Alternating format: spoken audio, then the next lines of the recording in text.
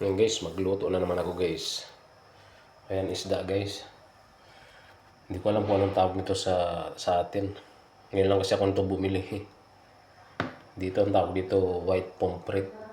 Sariwang sirawa. Ayan mga idol. Sariwang isda talaga yan. Haluan ko lang guys ng pizza guys. Kamatis. Ayan lang guys, yung palasa ko niyan guys. Sasabawan ko lang. Masarap daw itong isda na to, hindi pa ako nakakain nito eh.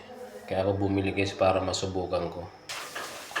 Ayan guys, kulo na guys, lagay ko ng sangkap guys. Ayan. Luya.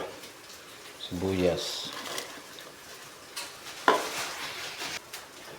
Tapos kamatis mga idol. Ayan, takpan muna natin ulit guys. Pakuloy natin bago lang yung isda. Ay, lagyan ko pala ng bawang mga idol. Nakalimutan ko. Lagyan ko ng bawang. Ayan, takpan natin ulit.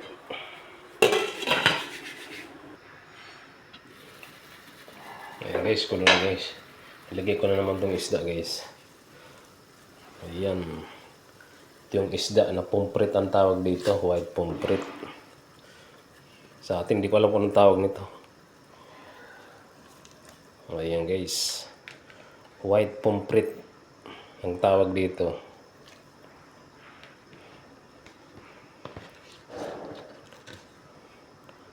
Sariwang sariwa. Kaya masarap ang sabaw nito. Ayan guys. Ayan, timplang ko na rin guys. Asin lang saka dinamoto pang lagay ko. Ayan o. Asin. Tapos konting pandagdag lasa mga idol. Ayan. Tapos takpan mo natin bago natin nilagay yung gulay. Pakuloyin ko muna guys. Ayan guys. Lagay ko naman guys ang gulay guys. Gulay na pitsay. Ayan.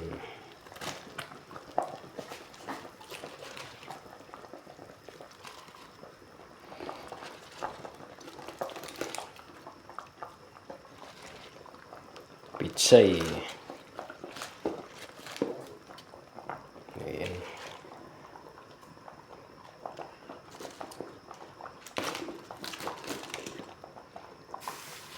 Ayan. Tapos takpan mo natin guys para maluto guys.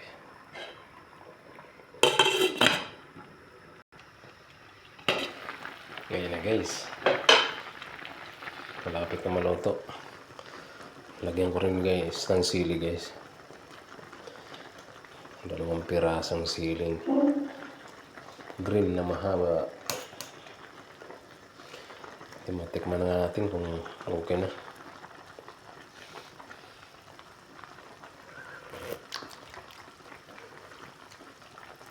Ayos na, masarap ang lasa guys. Isa pa nga. Kalimutan ko yung lasa. Ayun guys. Ayan, takpan mo natin ulit para maluto yung sili. Okay lang guys, tingnan natin guys. Ayan guys, luto na guys. Luto na, pwede na guys. Takpan natin ulit.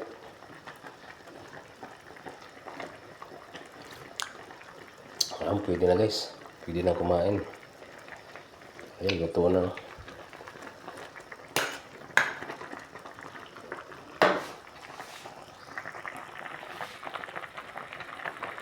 Ayan guys, ayan. Isda na kinamatisan na may pitsay.